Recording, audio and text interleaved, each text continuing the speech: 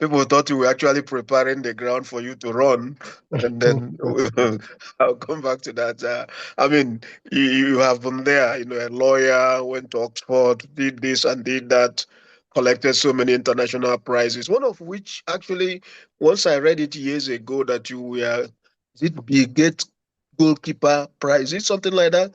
Goalkeeper, and that was. I said, yes. What were you, like a goalkeeper for goal? What does that? I know you won a prize. It's like something like Bill Gates goalkeeper. I said, well, was that like a sports? What's that? Let me just start with that on a lighter note. What's that prize about? No, not that type of goal. It's the SDG goals, the Sustainable Development Goals. So All right. Okay. Bill Gates on annually recognizes people across the world for Okay. working to advance one of the Sustainable Development Goals. All right. Okay. And Yeah. there's Yeah. this annual convening for goalkeepers Yeah. in New Okay. York. I think that was Yeah, 2018 or thereabout. Is it? yeah, I think it was 2018, I guess. Is it 18 Yeah, or 19? because I I know I understand. read it a long time, and I was saying, was Biggest going to sponsor football contest in Africa, but that's all right. No, So not at we all. thank you very much. You, as apart from being the founder of Yaga Africa, you've been, in so many places, including the international idea. I think that idea is in Sweden, because I was still living in Denmark when they set it up in Sweden. Mm. And I actually Yeah, yeah, tried it's to in go. Sweden. I tried to go and work there. With all those big people like Bjorn Beckman and the rest of them. Ah, Let's just okay. open this, because Yaga Africa is one of the frontline civil society groups here that promote democracy and advocate for electoral reforms. Before I come to asking you about electoral reforms, I know you have a lot of things you've suggested. There is something that happened recently.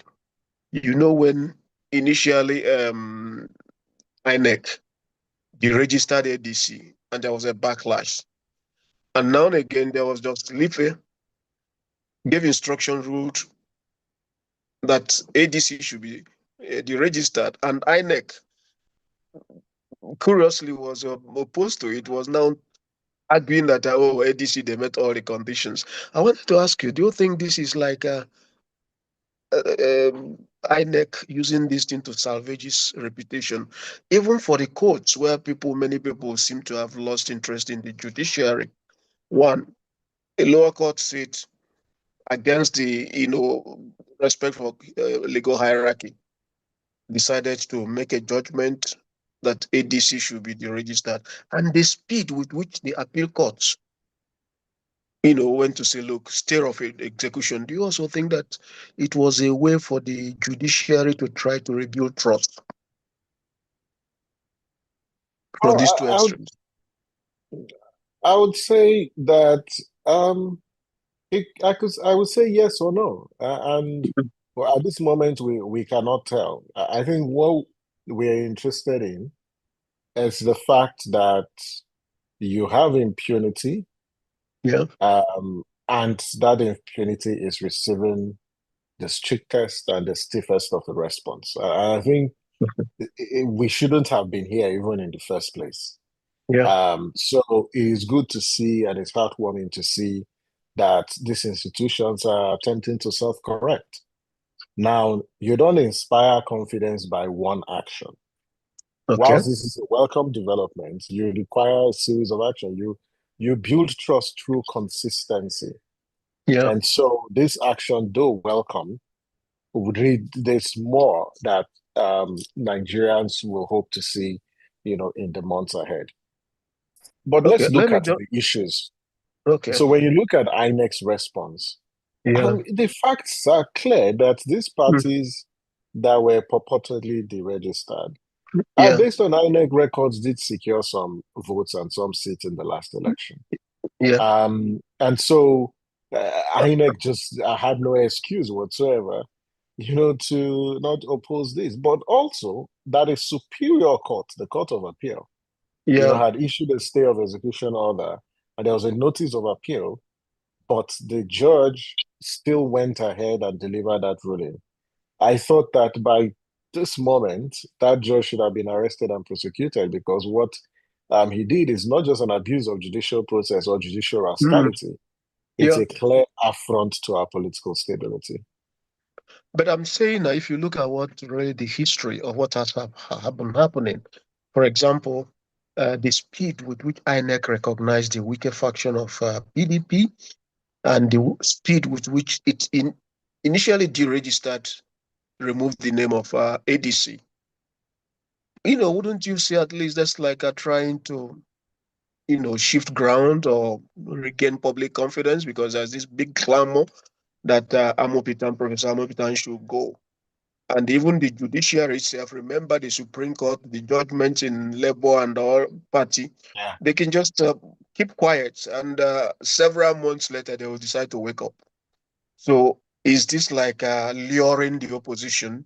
Now the opposition will come around and say, "Oh, we now have faith in the judiciary," so that when they strike next one, you will have no way to say, "Look, the judiciary has been compromised." Is it like a bet that they are putting, including INEC? I don't know. Again, one action Yeah. is not sufficient. And Mm. I say they have to be consistent on this trajectory. I Yeah, think one okay. thing that this opportunity provides is a point of reference. So Yeah. when we are presented with a similar situation, you can Yeah. actually refer and draw the commission's attention to action that he took on this particular matter. But will it inspire trust and confidence?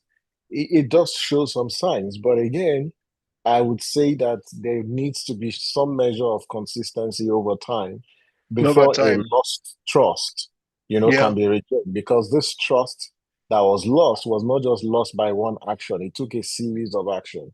So if you're going to reverse that, then you have to be consistent with all your decisions and you must Mm. seek to advance the cause of justice without differing to any form of technicality, but looking at the facts. Because in this instant case, it is easier to actually make a decision because Mm. there's prima facie evidence to the effect that these parties had secured some votes. There was also prima facie evidence to establish that a superior court had issued a stay of execution order. So Mm. this action, this particular decision, it's not a difficult one But we have because it we is have very had clear. cases we have had cases in the past of what seemed prima facie to be, and the court will still go the other way around, or not get what or not get, and the rest of them. We know that.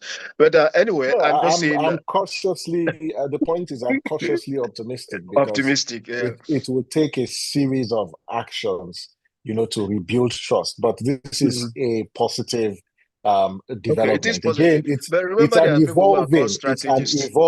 it's an evolving Moving. situation. It's not come to an end yet. We don't know what the Court of Appeal, would Mm. rule, even though he's fixed the date to actually hear the appeals. We Yeah, don't appeal. know.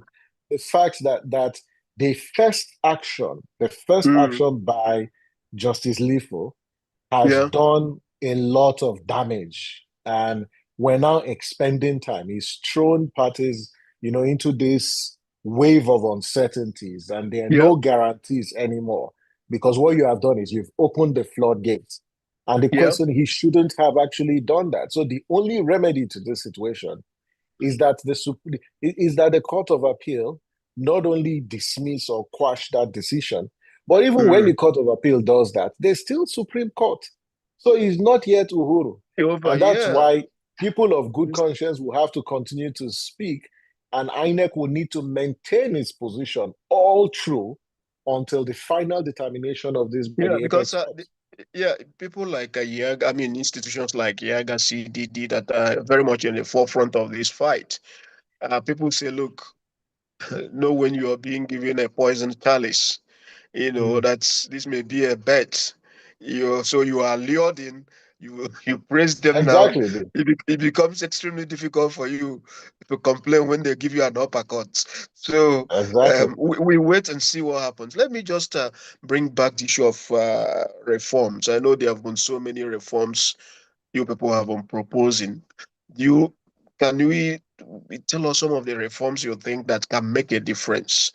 Because there are also many people who are becoming very disillusioned with the system, that don't believe that the system, that any amount of tinkering can salvage the system.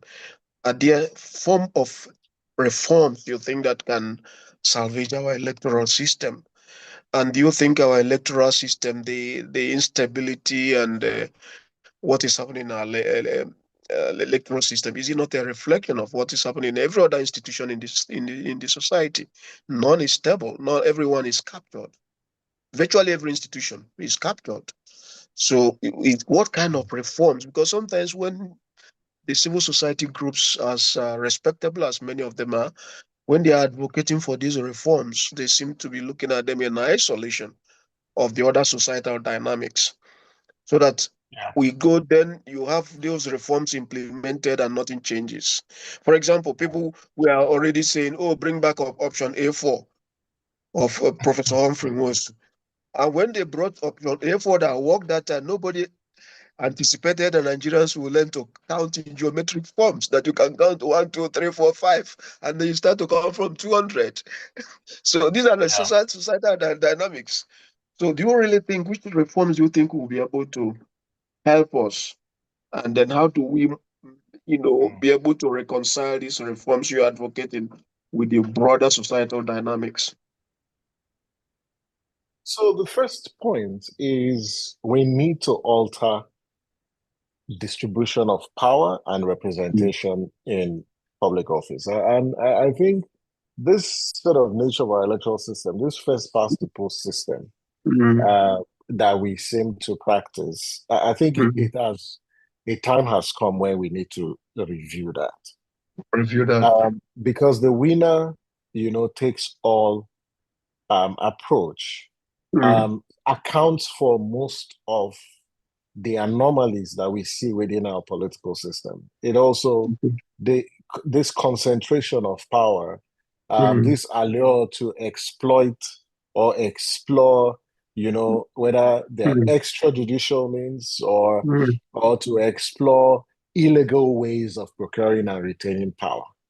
mm, So this current electoral system that we have adopted needs to mm. be revised.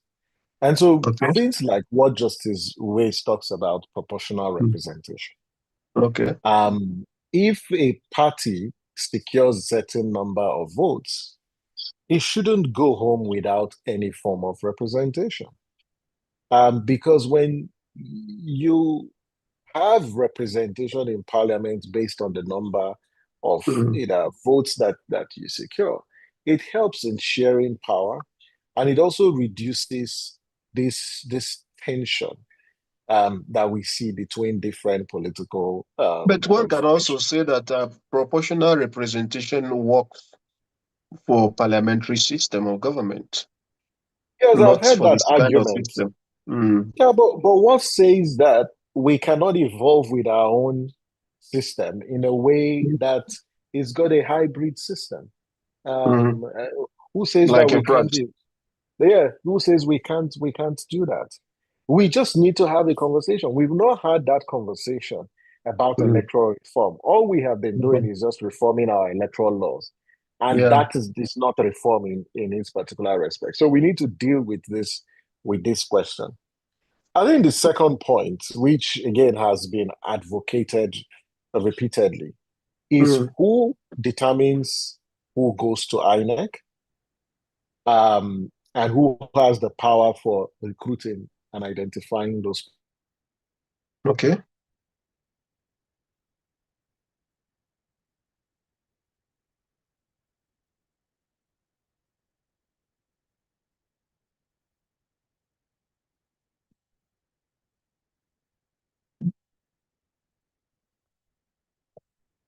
Hello? Yeah. Hello. What happened? I don't know. It just went off. Okay. All right. Sorry. Okay. Sorry, you were Yeah. saying something, huh? Yeah. No, I was saying that yes, aside proportional representation, we need to Yeah. remove the power to appoint the next chairman from the president, and for the state electoral commissions, remove the power from the governor. Okay. I think the third major because of INEC's sort of operational independence. And I say Mm. that the challenge that you have with the election management bodies across the country isn't a technical problem. It is Okay. basically a political problem Okay. because the higher and the greater they improve on their professional and technical competencies, the intense the political interference.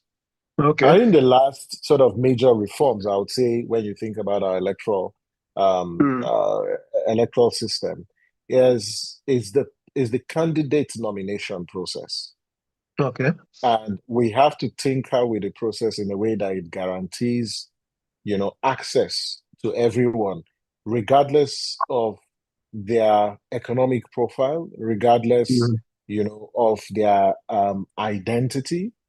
It is important that we evolve with political parties that are driven, by this sort of collective responsibility to Mm. deepen the quality of our democratic process. But what you currently have is a situation where candidate nomination is shaped, is influenced by the highest bidder and the highest spender. And no country advance with that kind of approach to electoral politics. Let me just please, when you say removing the power to nominate, which body would you suggest? I know some people have talked about putting the responsibility on Nigerian Judicial Commission, but even then, we are assuming that there is an institution, any institution that is neutral in the society.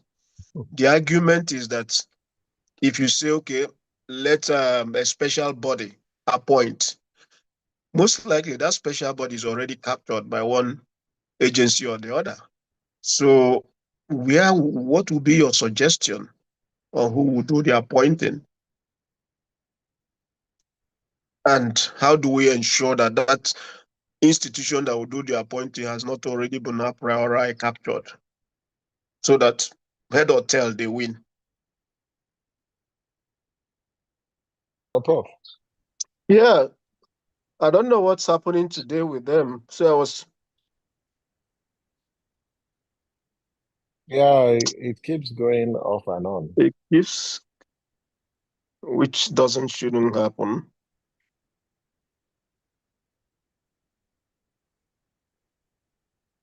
Have have they fixed it now?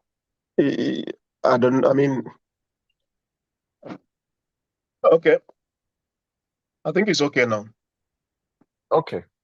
No, so back to what I was saying. I Mm. was just talking about our political parties and how Yeah. we need comprehensive political party reforms, Okay. but also the candidate nomination processes.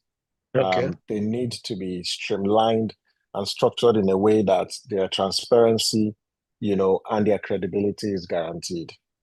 Okay. But which body then will so that it's not an academic exercise? We've The recommended removing the power to appoint from the Yeah, to the president. The NJC. assumption is that if you give it to an independent body, then that body will ensure that there's a kind of independence for the. But then, which body is there an institution that you will recommend that is not already captured? So I agree with you. The first point is, in this particular case, what you currently have is Mm. one individual has the powers to identify and appoint. Okay. Now, what we are saying is the process should be open so people can apply Okay. for roles in the commission. And you have an institution of government. Maybe when it's time for this, a committee is constituted that has Mm. representation from the major stakeholders. The Mm. criteria is already defined by the constitution. Mm. And so this particular body screens these applicants, and they are publicly interviewed. So Nigerians can actually follow this particular process. Now, some had said, okay, let a parliamentary committee handle the application process. that is still fine.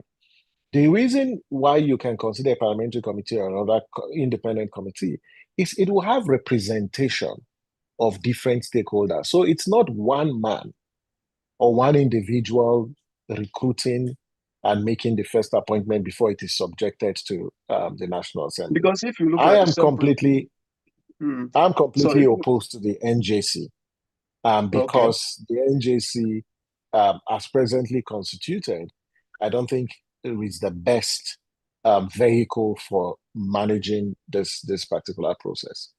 And then because the if you look point at, about, okay, go ahead. no, sorry, I just wanted you to take it on board. The Because the if you look at second the di same, the second hmm, okay, no, the sorry, second go ahead, dimension is sorry. the National Assembly. Because the National Assembly needs to still perform its due diligence. The biggie issue is that this due diligence that the National Assembly ought to perform, he has not performed it creditably well. And so in the last 10 years, Hmm, we have been visibly involved in submitting petitions against nominees appointed by the president. hmm, And those petitions have never been considered on their merit. The one that we got close to was Loretta Onyeche when we opposed. hmm, yeah,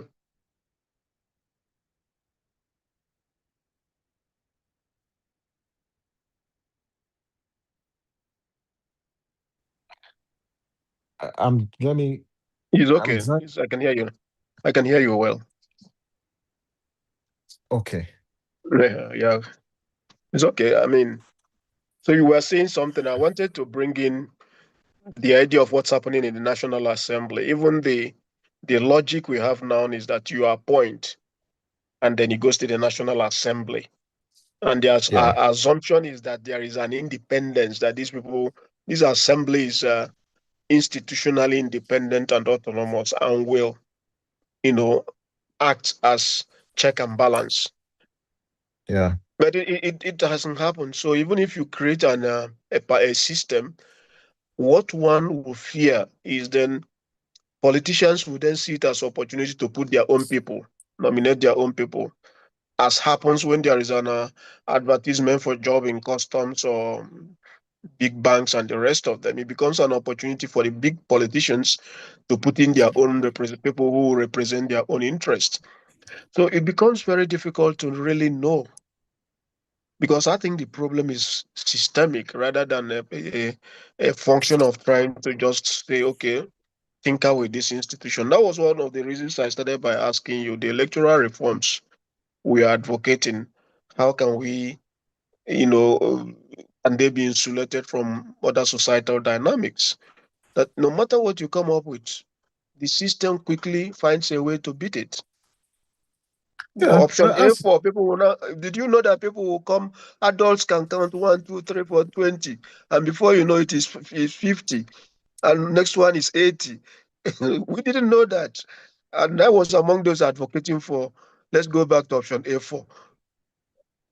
Yeah. No, I think that there's, as you know, there's no institution that is insulated from capture, that is Yeah. insulated from manipulation. As long as humans are involved, Mm. as long as Nigerians, humans are, let's say as soon no, as long as no, Nigerians I are think involved. it's humans because in America you also have this situation. Mm, We didn't think that America would be in where it is today, mm, but for certain individuals that manage and lead the political process. But yes, I mm, understand when you have a very poor and value system, a weak value mm, system, and an absolute disregard for the rule of law and integrity, you will mm, definitely get this kinds of outcomes. So no institution is insulated from capture. The only thing is to continue to ensure that there are guardrails in place mm, that check any form of impunity, but also the people who go into these institutions are critical. You can remove the power from the president. You can appoint any individual who goes through any process. It's not a mm. guarantee. There Yeah. are other things that have to be. in place, and it takes constant engagement. It takes Yeah, active citizens. It yeah. also takes stakeholders who have understanding of the laws, and they can impose them. It takes an independent judiciary Yeah. that can exercise its power of judicial review. Mm. It also it's a gamut of institutions Good that need to question. work together to prevent that. Okay, so where do we then go from here? I, What should be the I mean, given the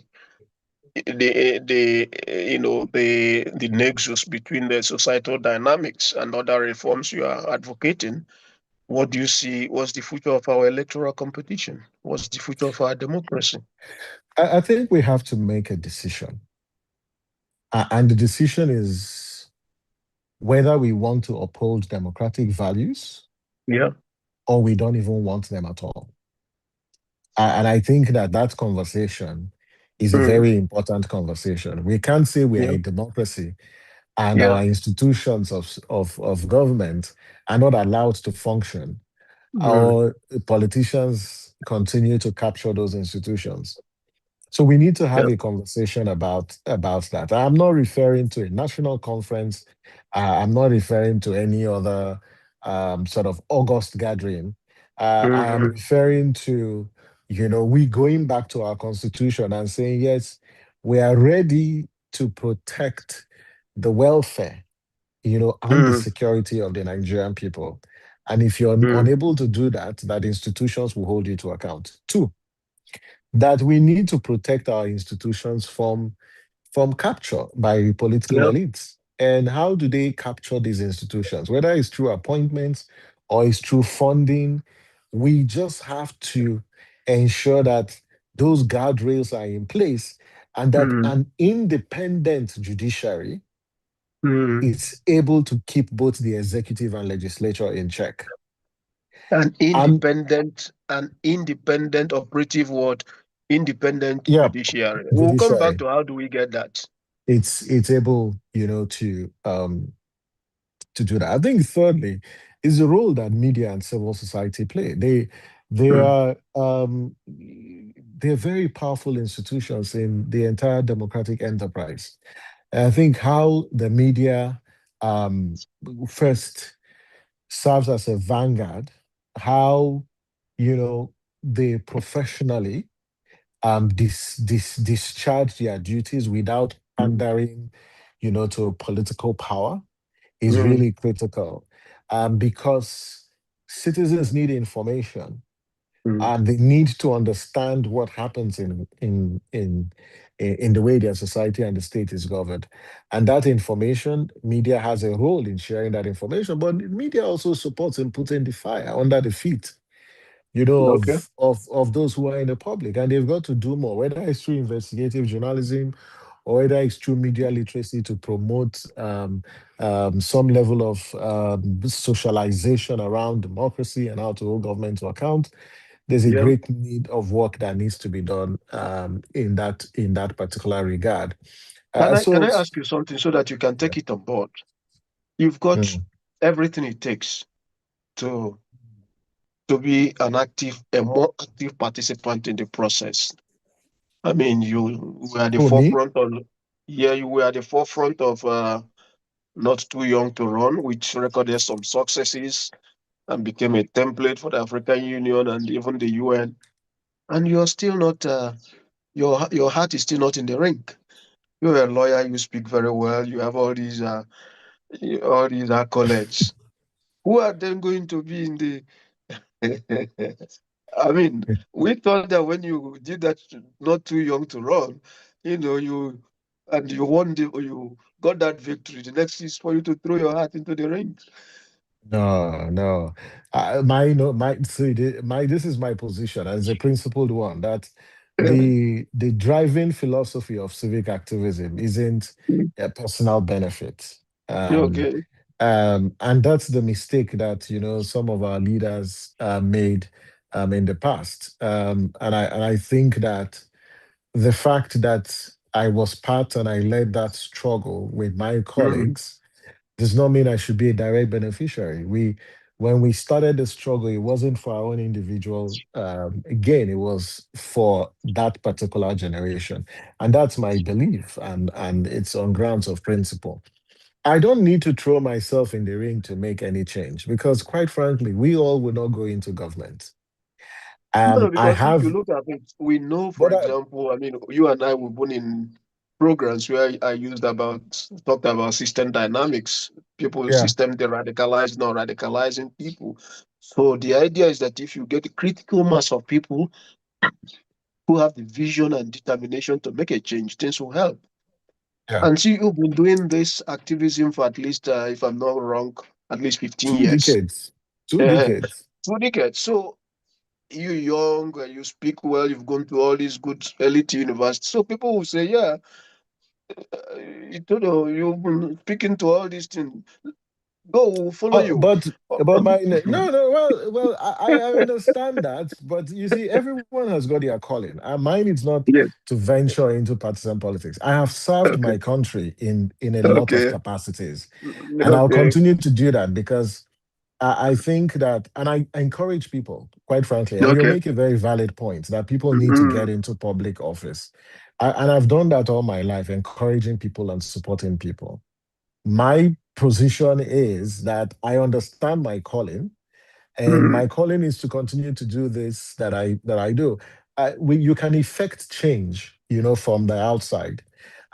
You just need to build a coalition of the willing, both those who are yeah. within and those who are outside. Uh, And I always say this in certain forums, debatable. I say civic leadership is public leadership in its own respect, depending on your approach and how you engage. So I will continue to be here, and we will support people who are there, You know what who have Nigerian crossed over to the politicians say? political. Those Yeah. Nigerian politicians now. If it is the wish of your people that you must serve them. I've heard that a couple of times. People have said that, and this is why we've got accidental leaders Yeah. in the public space. Mm, Definite how we define leadership and capacity to lead. mm, It needs to be revisited, right? okay. And I don't this notion you have to make a decision, and this is the problem when people have not decided they want to govern, and then they say people ask them to run. When Mm, they run, the way they use power is completely different because how you secure political power defines and determines how you use it. mm, And so when people beg, in quote, people beg you, mm. it creates a power dynamic around accountability when you get into office. So I think those are just political language that people use. Uh, On a lighter, any note, I remember the late Giwa was asked the yeah, same question. Say, if your people insisted, because Nigerian politicians, that was a favorite phrase. They will tell you, well, I'm not really a power person. However, if my people say I must serve them in one capacity, who am I to say no? So I mean, Delegiwa was replied that, well, if my people insist they should serve me and they truly love me, I'll tell them, please look for another person if you really love me. But then let me quickly come back to the state of the civil society activism. mm, There are quite a proliferation of civil society interest group, pressure groups, lobby groups, or whatever they are called in yeah, different jurisdictions. How will you assess the state? Because where political parties are weak, often the civil society, and you have strong civil society, yeah, it actually becomes the guardrail for democracy, for the protection of liberties. And there are quite a number of things that happen. And people we are seeing where our civil society groups, for example, the removal of the suspension of Fubara was, one instance that people felt the civil society groups probably did not shout as much as they should have done. I don't Why would agree. you ask? Hmm? I don't agree. Okay, that's I mean, there are people who believe that there are some areas now. This is some, of course, the government creates a narrative that some of them are, working for. You understand what I mean. So, Yeah. how will you assess the state of the civil society groups, both foreign, both international civil society organization and the local ones, vis-a-vis some of the campaigns that people expect them to drive in the face of a weakened political parties? And I brought in the issue of Fubara because it was an issue that really, but the government didn't move ground, and people still believe it was an aberration what happened. Mhm. No, I would say when you look at the state of civil society, my considered opinion is that Mm, the levels of advancement that we've recorded as a country, whether in our mm, democracy, in public health, in agriculture, in different aspects of our national life, um, civil society has played a critical role mm, in that particular regard, whether it's deploying expertise and experience in shaping public policy or even mm, supporting the state to deliver on certain social services, mm, whether it's really um, serving as an interlocutor between citizens mm, and the state. I would say civil society has performed and continues to perform despite the challenges mm, creditably well. Yes, there's room for improvement, and I think there are several gaps, whether it's the unhealthy competition, the schisms within yeah. that particular space, also some level of capacity deficits, the lack of solidarity. All of these challenges, exist. But there are also structural issues, first relating to this bureaucratization of the civil society space, and all of this drawing from, the structural adjustment program, how, particularly the Bretton Woods institutions, how, they've tried to structure that particular space. And you look at civil society in the global north and the global south, access to Mm, capital, access to resources is completely different. yeah.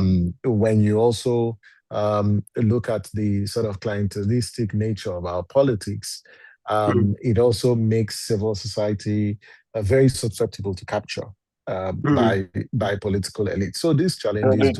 do exist. Mm, So, but I would say that when you think about Nigeria's democracy, you cannot talk about our democracy without the contributions of civil society organizations, and up till this moment they continue to perform. But I think that we are actually at a moment, due to either distortions in the funding landscape, where there's yeah. limited resources for civil society. So now civil society needs to look inwardly to mobilize resources for some of their interventions. Mm, You also have the opportunities for greater partnerships. There are also really opportunities to begin to look at, how what new sort of revenue models can civil society groups explore, given the current nature of the aid infrastructure or the mm, aid landscape. So I think we're actually at an inflection point, and quite frankly, I don't know where we're going to go from here. But one thing is certain, that the entire civil society landscape cannot continue to operate with the current model. okay. You've got to evolve with a new model, particularly civil society groups who are in the global south. Yeah, thank you very much. As I try to start rounding up, can I ask you about 2027? Uh, the drivers, and if you can look into, was it Elijah Ayodele's crystal balls, if he's permitting you, you know, Professor Elijah Ayodele, every day he comes out with prediction of, sometimes he forgets what he said 2 days ago.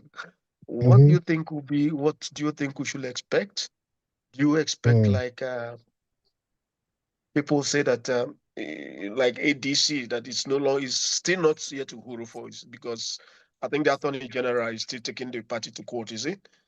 yeah. Um, and there are so many landmines that anything can happen at any time. As we go towards 2027, what will be your like predictions in terms of the drivers to the elections? Something that you think might likely happen to be a game changer in this scenario. I mean, not necessarily who wins, but a dynamic that you foresee might come in. Maybe external external body taking interest. What do you particularly see as something that might, if it happens, it will change the entire trajectory of the election? Well, I don't know if I have that prophetic power to do that, but maybe in responding to that particular question, Mm, I will just talk about where are we now and why it is important for us to understand and pay close attention to where we are. mm, Because the signs for the future are not palatable, they are not great not, at all. no. And I just hope that our political class really appreciate, where the country and its democracy is. Um, what happened with the courts on this particular issue, Mm, this forced or you call induced defections, mm, this political space that is shrinking by the day, yeah. this criminalization of dissent, these weak institutions like the legislature that does Mm, nothing but rubber stamps every, you everything. know, thing of the executive, the brazen nature at which impunity continues to rule the society, the disengagement of citizens and their absolute distrust for the electoral process Mm, should give every patriotic Nigerian a cause to worry. to worry. To make it worse, these levels of insecurity, and I said this, a couple of days ago, that Mm, when you think about the primaries and the fact that in the last, at least in the last 2 decades, I've never seen a situation where the primaries have been concluded. The aspirants, the candidates, and members of the parties do not know who has been nominated by their parties. for all the parties, not just one. No. For all the parties, then we just know that we have reached a particular point where we either choose to have this conversation or we will be forced to have this conversation. And that is where we are. And I hope that our institutions are very careful how they manage this particular process. And and I've argued that there are no red lines anymore. Mm, Previously, the red lines were being redrawn, mm, but now they've been erased completely. And there are certain things that, the politicians want to institutionalize as a norm. yeah. And I just hope that they understand the implications of doing that, Implications. because this country is greater than one individual, is greater than a set of individuals, and they should not take the resilience, the patience of the suffering Nigerians for granted. And I'll just leave it at that point. Yeah, thank you very much, Samson. I think it's a very nice point to, draw this to a close. I thank Mm. you very much. I'm so sorry we exceeded our time by some 10 No, no, minutes. always, Thank you. always, always a delight. But the, Thank you the very one thing much, I would Samson. say is, well, thank you very much. But I think to the viewers who are following in this moment that we find ourselves, Yeah. silence is complicity. Silence is Silence not an is option complicity. It's not an option. People need to speak out and to engage. speak up. Yeah, thank you very much, Samson Itodo, CEO, IAGA Africa. Thank you very Thank you much very for giving us much. your time. Thank you. Pleasure. Thanks. Yeah, thanks.